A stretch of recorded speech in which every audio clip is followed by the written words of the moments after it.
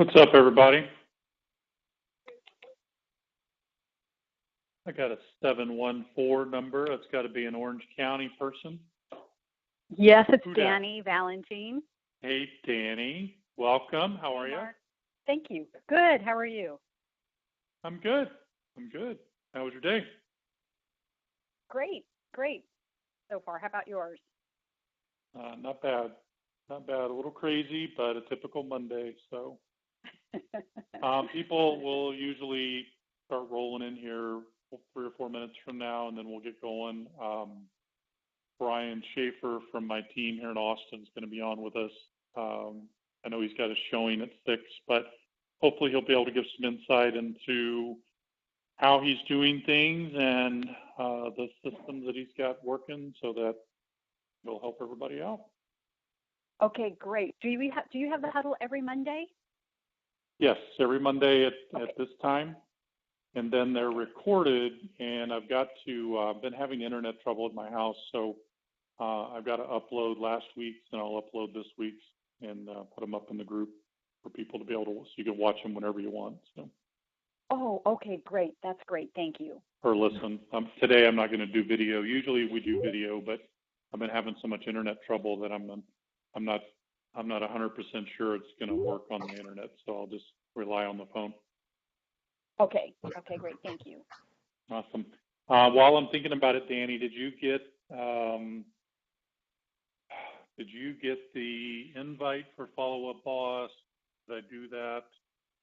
Let me look here. No, I did not get that invite. Yeah, you are. You're in. Yeah, you're in. Okay, I didn't get the one from Ava. I'm sorry, I didn't get the one from Ava. Yeah. Okay, so I will message Marino and ask him to reach out to you for that. Okay, thank you. And then this week I'll get all your zip codes lined up and we'll get you moving forward. Okay, great. Thank you. I'm excited. Good. All right. Hey, Kevin, what's up, Kev Dog? Hey, from Seattle, Washington. Kevin is here. Good. How are you? Good. What's happening? Happy Chinese New Year. Happy President's Day. Yeah. Hey, Patty, how are you? I see the Schaeffers are on. Brian, is that you or is that your bride? It's both of us. All right. Welcome. I'm going to let a few more people pop on here. We'll wait a couple of minutes and then we'll get rolling. And you've got a showing at 6, correct? Yes, sir. All right. Living the dream. Trying. All right. So as folks roll on, we're really starting to get steam. I feel that this last couple of weeks have been really, really strong. The lead flow's been really good. We've been converting at a higher level. We seem to be setting more appointments, and so all the indicators are that the season is upon us. And I think it's starting earlier this year than it typically does. So in just a second, we'll chat with Brian about what he's doing here in Austin. Brian is on our Austin team with me here, but he also works some of our leads from the national team. He was doing so well with the Austin group, and I thought he would be a great addition to come in and use him as a test mule, basically to say, hey, if it works here in this environment, will it work everywhere with using the same systems? And so he's been behind the scenes with us in the national group for about, what do you think, Brian, 2 months? Did we bring you in? Maybe mid-December? Yeah, I think December it was after. 7th. It was after we met with Kevin and John and Miguel. So basically, it started out as an experiment, and you just continue to crush it. And so I know that everybody else can learn from you, and so we're looking forward to that. So let's go ahead and get rolling. We've got several people on.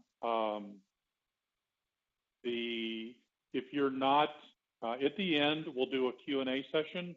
For Brian, we've only got about 30 minutes with him here before he's got to get out and show. So I'll do the introduction and so forth. If you all will mute yourselves, except for Brian and myself, so that we don't have any background noise.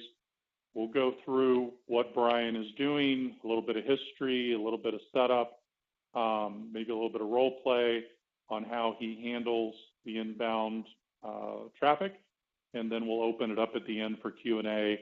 So if you have a question, either jot it down in the chat section or jot it down, and we'll open it up at the end for questions and answers. So a little background.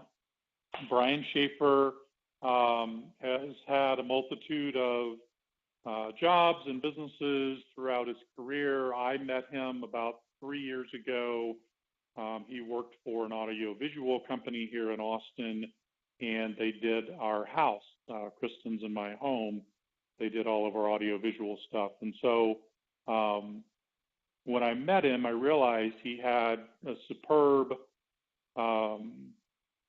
way with clients, and the way he handles even jerks like me is amazing. And so, you know, it's in high-end audio video, they were doing a bunch of the local restaurants, bars, high-end houses. My house was by no means one of the biggest or nicest that he's done, but the quality of work was there, and the expectation. He didn't overpromise and underdeliver. He underpromised and overdelivered. And so, so we met 3 years ago. We stayed in touch. As with anything involving technology and the internet and all of that, stuff broke, and so he was Johnny on the spot to come back and fix it. Everything was it was an awesome experience. And then about a year, maybe a year ago this time, a little less than a year, he came to me and said, "Hey, I'm thinking about getting my real estate license and would love to join your team, would love to talk to you about that." So we sat down with he and his wife, Marianne, and talked about it, and he got his license, I believe, in June of last year, right, Brian? Yeah. My timing right? So June of last year, he got his license. We brought him onto the team. We turned him on to leads. We didn't do a whole lot of training, just basically, here's the app to use, and here's what to say, and here's a bunch of leads, go get them. You know, I'm a big believer in trial by fire, and so he really excelled.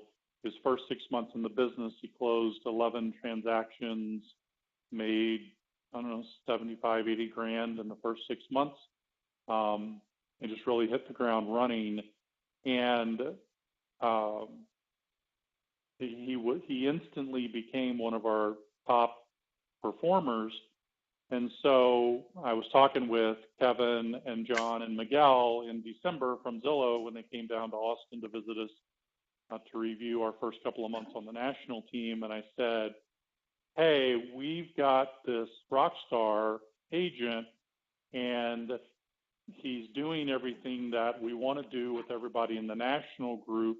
And I'm a big believer in kind of leading by example and helping everybody along and the collective genius of the group. Would it be okay if I put Brian also on the national team and got a couple of zip codes for Austin and let him rise up, basically?" And I think Kevin, I don't remember if I actually put money on it or not, but I think I said he'll be our number one guy pretty quickly. But he's just doing a fabulous job. So I wanted to hear, Brian, from you on your process and how you approach the clients, from the initial call to the showings to writing the offers, all of that. You've got 10 or 11 deals pending already this year, and you're at a 7.5% conversion rate on leads in the national team. You're over 7% conversion rate on the Austin team. So just give us 10 or 15 minutes of Brian and what you do and how you do it. Well, it's kind of cheesy, but the first thing I do is I get the Zillow, hey, so and so, Mr. Smith's looking at XYZ property. So the first thing I do is say, when do you want to see it? That's it. Simple text, because usually it comes in at night. The other day, I was putting Kylie down for bed, 9 o'clock, came around. Hey, I want to see XYZ property, sent them a text. Hey, when do you want to see it? Do you want to see it tomorrow?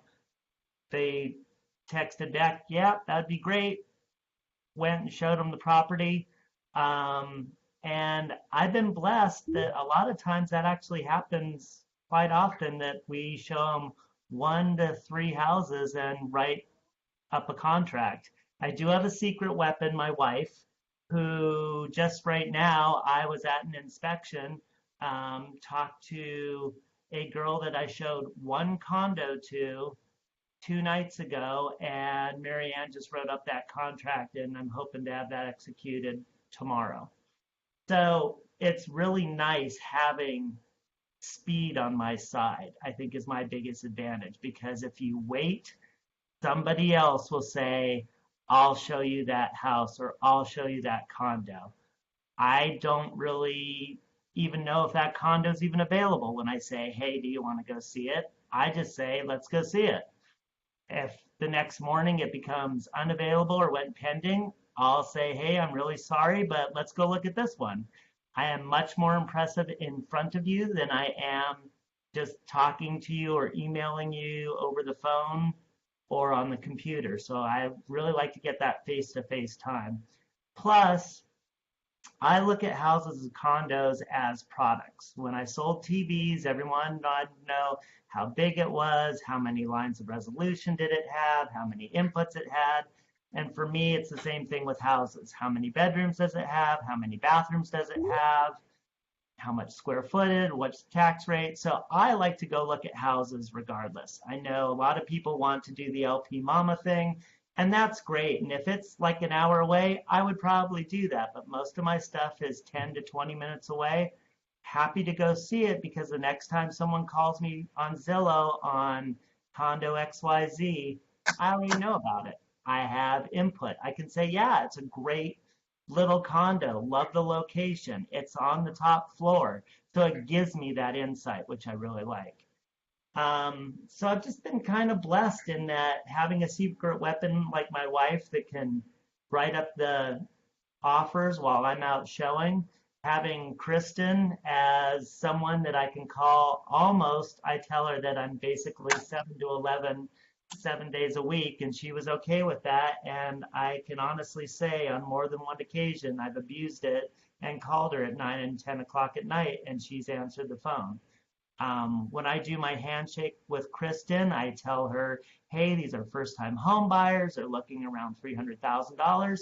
So it's more than just, Kristen, here's a person. I actually give her some insight as to what she's getting into. I have inspectors on call. So once Marianne finishes writing up the offer and we get it accepted, we usually have an inspector out at the house within a day or two. So I think the biggest plus to us is the speed and execution. Mark is awesome at identifying zip codes. He's done an awesome job in making this happen, and we get it. And it's just comedy of, all my texts are laughable. They're all one-liners. I don't believe in scrolling down texts of everything. I don't believe in long emails. I mean, Mark is probably rolling over right now because all of my emails are, do you like this house? Do you want to see this house? When do you want to see this house? I can show you this house tomorrow. My text lines are, do you want to see this? I can show it to you tonight. Let's go look at it tomorrow. This house just became available. All my stuff is short and sweet. Now, once I get in front of you, as you can tell, I like to talk. So I will go through and I kind of get rid of all those objections. I walk the house with them.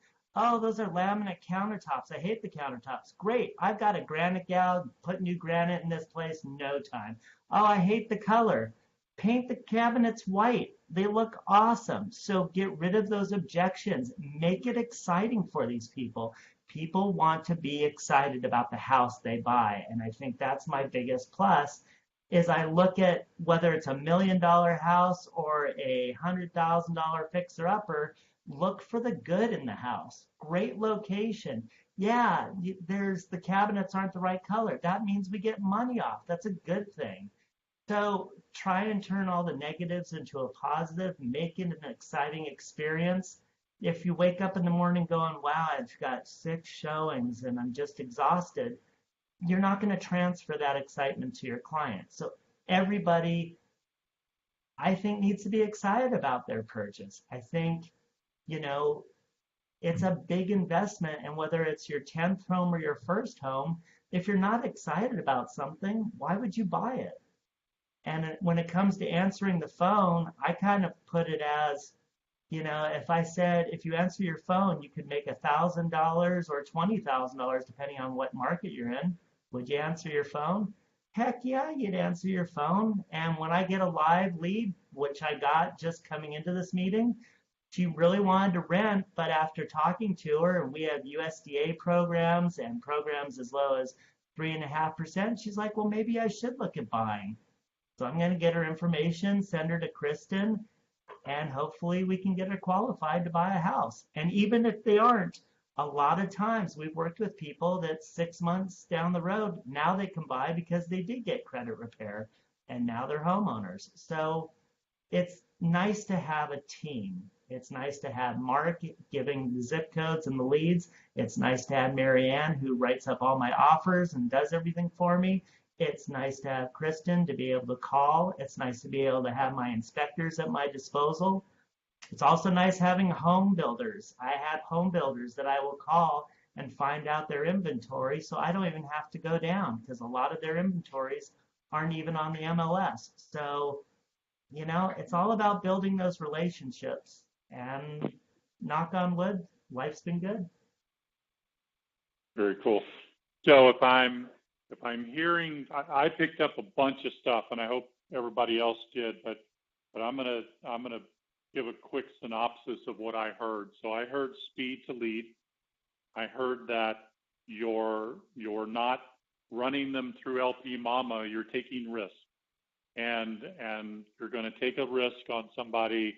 Go ahead and show them a house or two, and whether or not you even know if they're pre-approved or what their situation is, get in front of them, get face to face, create a relationship and trust, and then we can move them into the space of getting pre-approved and or not, but it's a risk. But I hear abundance. I hear an attitude, a can-do attitude that we're going to help you make this happen. And it's not drudgery. It's not, oh man, I got to show another house. The other thing that I heard that we preach to everybody all the time, and this is a beautiful example of scaling yourself. So Brian has the luxury of his wife, who's a licensed realtor, who's also our transaction coordinator here in Austin. So she handles all of our transactions, all of our contract to close. She helps Tanya on the listing side, but she's also writing Brian's offers. So literally he can be showing a house, and we're in an extremely competitive market here in Austin. He can be walking through a house. If the people say they like the house, he can literally have Marianne start writing the contract before they even walk out the door. So he has. So yeah, awesome. Speed to lead, and then speed to contract, speed to offer. That's scale. Using Kristen, using the inspectors, using the builders, knowing the inventory, treating it as, learning the inventory out there in the marketplace. Those are all things that are critically important to, as an agent, to be able to have an edge. So now, and I think another thing I picked up was, and I see this quite a bit because I sit here all day and stare at leads and zip codes and study zip codes and study this stuff like crazy, but I see a lot of the leads come in on the same properties. So if there's a property that comes on and it's priced right, we'll get 2 or 3 leads on it. Sometimes it's even a FSBO or a bogus property or whatever, and you'll get 10 leads on it, but at least you know what it is and you can talk about it and you're educated on it. So versus, you know, I don't know anything about that and I need to check and we're not the listing agent and, you know, I'll get back to you.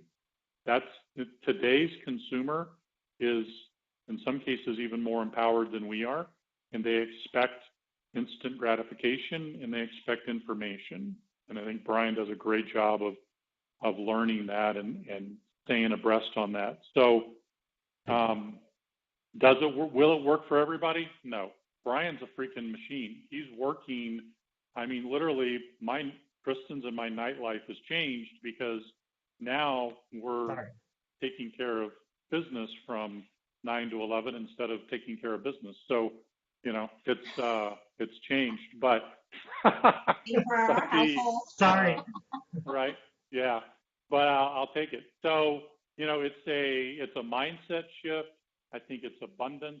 I think it is attitude. It's easy to get worn out in this business.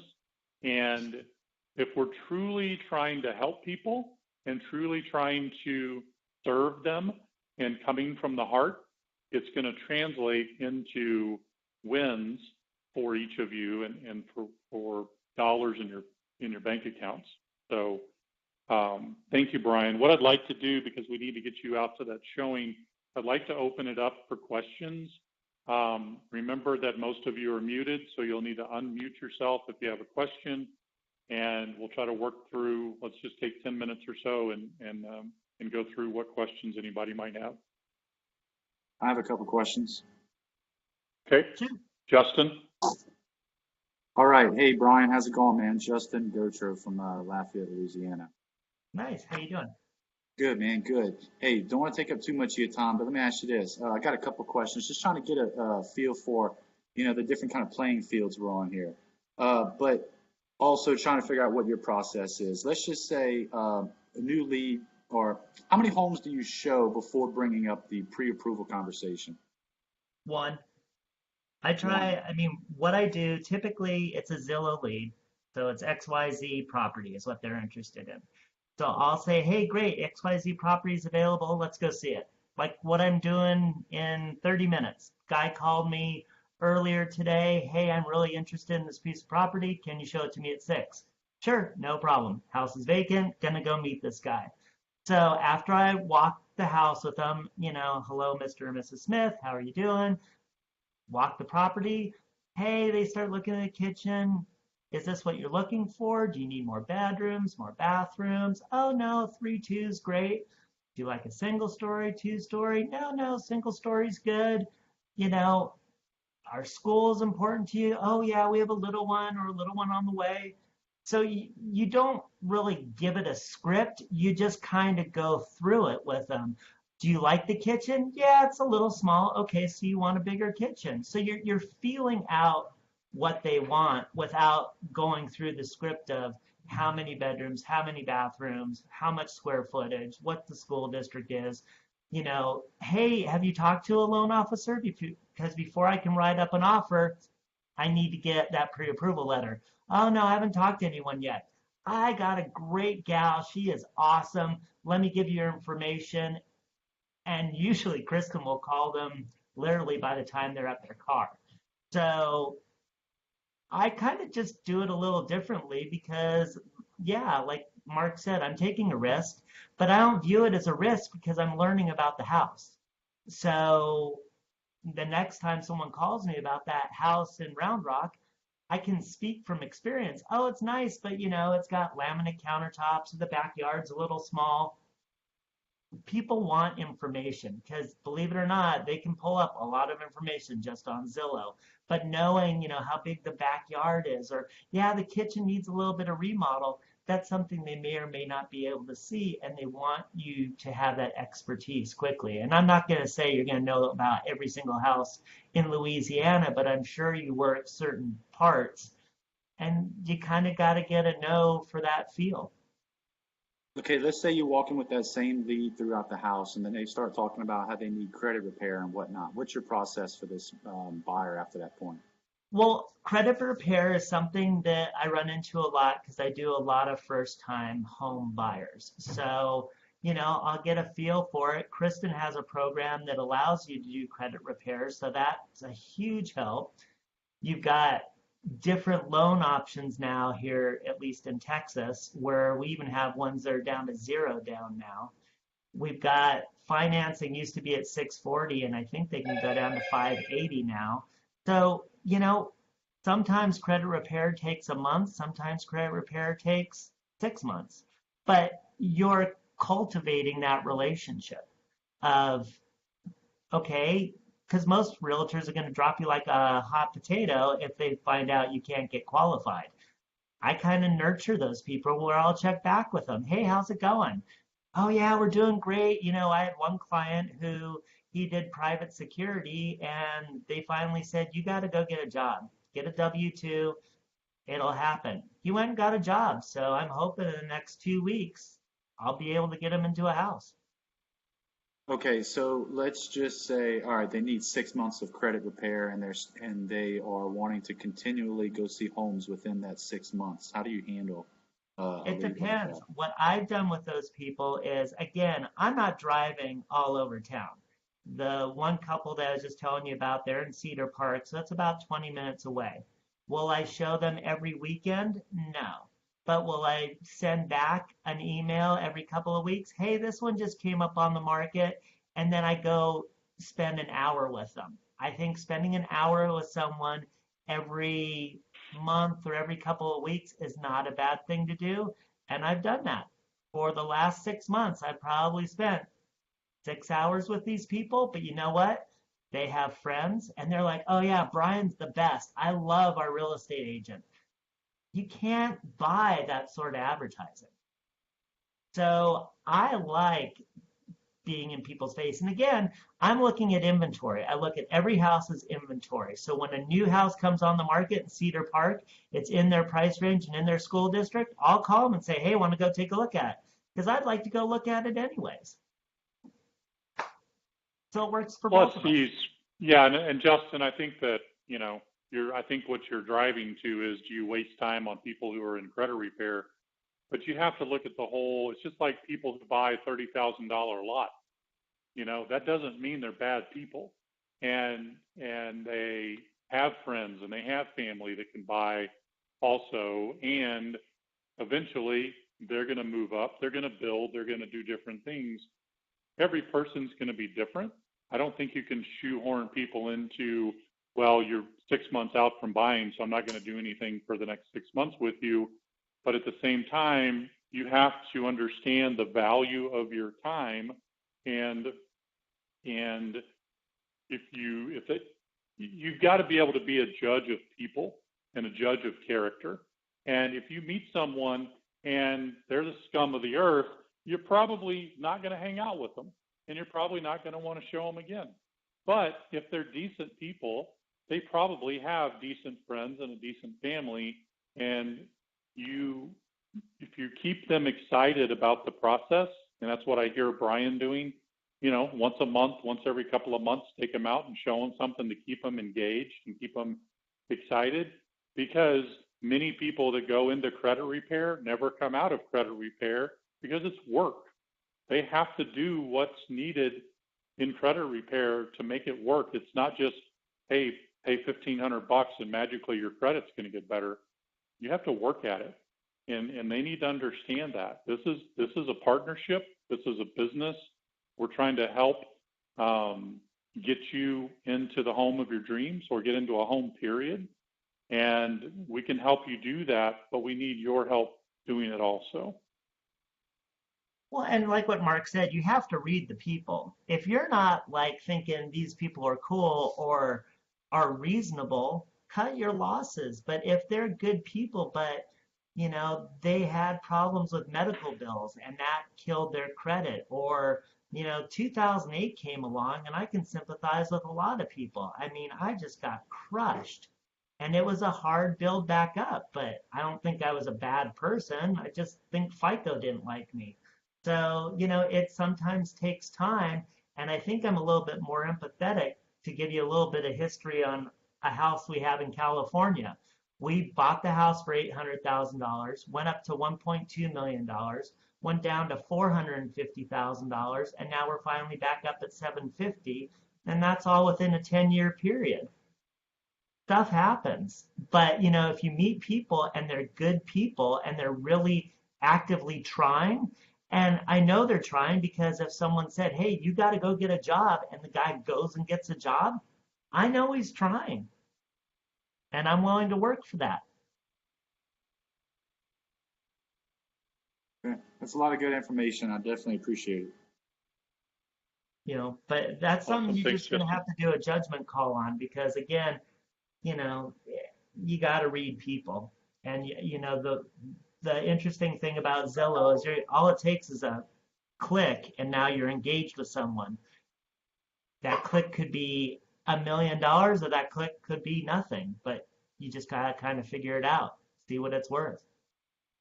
Yeah, I mean, Dylan out in Phoenix had a buyer, $600,000 buyer, no inventory, nothing to fit what they needed. So he sent out 40 letters. I think they were handwritten. At least I know he wrote the letter himself. But sent out 40 letters to the neighborhood where the people wanted to buy.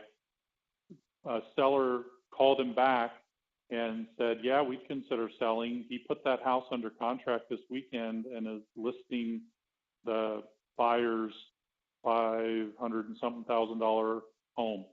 So he's going to get a $1.2 million swing off of a $40 letter that he sent out, with postage and his time and all that. So it's you have to. We're in such a competitive market. You have to go the extra mile for people, but nobody is saying go chase after people that are going to burn you, or that you don't feel like are worth dealing with, or that are going to be a safety risk, or whatever.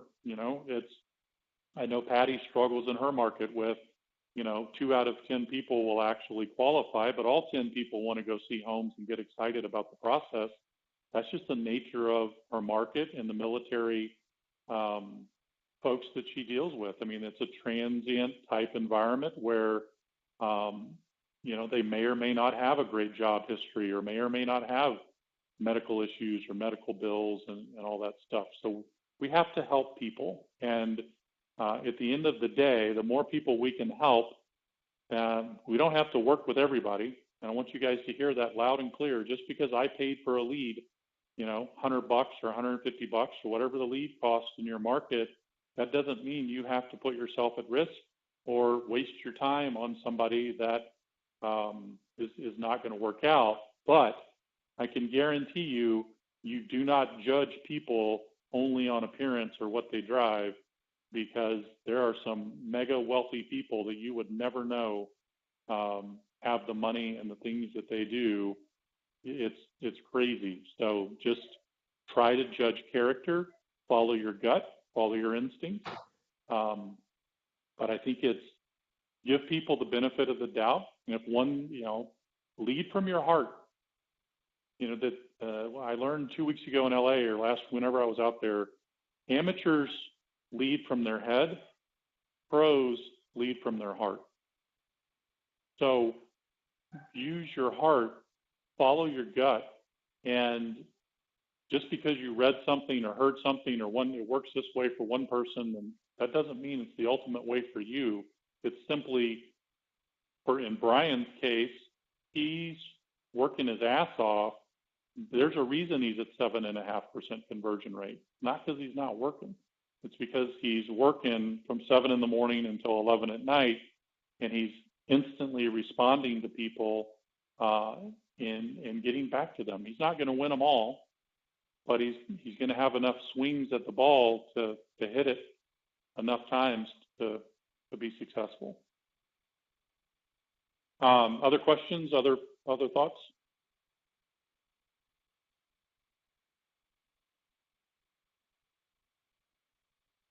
I have a question. Brian, are you What's up, ever Dylan? what's up?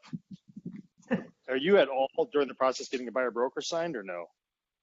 I'm really bad about that because I believe in relationships. I still believe in the handshake, No, and I it's do. probably Every time I write an offer. once we get an offer written, we do. Yeah. But before an offer's written, I do not. It's not the first thing out of my mouth. I believe in the relationship. I'm going to be the best realtor I can for you. So once we write an offer, then you're committed to me. If I show you 2 or 3 houses, you're not committed to me. But once we write that offer, then you're mine. And the funny thing is, I've been blessed in that a lot of times I will show 1 to 3 houses and have them under contract. So are you telling them that the buyer broker agreement is coming along with the offer and what that means, or is it just showing up in the paperwork? It's showing up in the paperwork, but I always tell them that when I'm there, that I'm representing them. That once they hire me, I'm the only person you'll ever hire that you don't pay for. So once we get the offer written, then we always get questions too on it too. It's kind of funny. So they'll call me and ask me about the form and I'll explain it to them, and then 99% of the time they sign it. Okay. So one thing that might be helpful is to explain it ahead of time. And you hit the nail on the head with commitment and with and you working for them, but let them know it's coming so that it's not a surprise, because we don't want people to feel like they're getting shoehorned into something, but at the same time, it's the only way we can truly represent them. Sure. Is that what you were looking for, Dylan? Yeah, that was. I sent it with the offer too. I go through phases of doing the buyer broker, and I just started trying to get it beforehand, but I've already sent it with the offer. Yeah, it's just, again, people are so gun shy about committing that I just try to make it as fun as possible. And when you start handing pieces of paper and commitments, people are commitment phobic. So it just kind of puts them on the offensive, and it's probably not the best way to do things. It's just we move so quick over here that again, we've just been blessed that it happens fast and they get under contract and they sign that form without really ever knowing what hit them. But I mean, with that being said, too, the average consumer is a lot more educated. I mean, these people are on Zillow like for months, looking at houses, looking for things. And so by the time they contact me, they kind of already have an idea of what they really want, and it's just getting through that threshold and seeing it and getting excited about it, and they're kind of done. So I mean, Zillow does a lot of the work for me.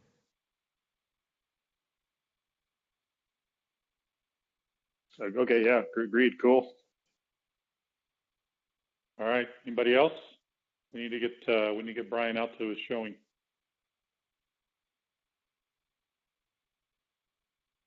All right. Well, Brian, thank you. Awesome job. And our whole mission with the group, with the team, with the leads, everything. It's not about how many leads you get. It's not about how many, what your cost per lead is. It's about conversion. And at the end of the day, conversion is sales. And are you selling yourself and your capabilities and your knowledge, and is the consumer rewarding you with commitment and contract back? So, that's what it's all about. Brian's done a phenomenal job with it. I appreciate you coming on. Good luck with the showing tonight. And Marianne, thank you so much. Thank you. Well, I actually have 2, but I'm off. Talk to you later. All right. See ya. Have a great day. All right, everybody. If you have any questions or any thoughts afterwards, just post them up in the group, and we'll try to address them in the group. Have a phenomenal week, and if there's anything I can do for you, just shoot me a message. Thank you, Mark. All right. Thanks, everybody. Mm-hmm.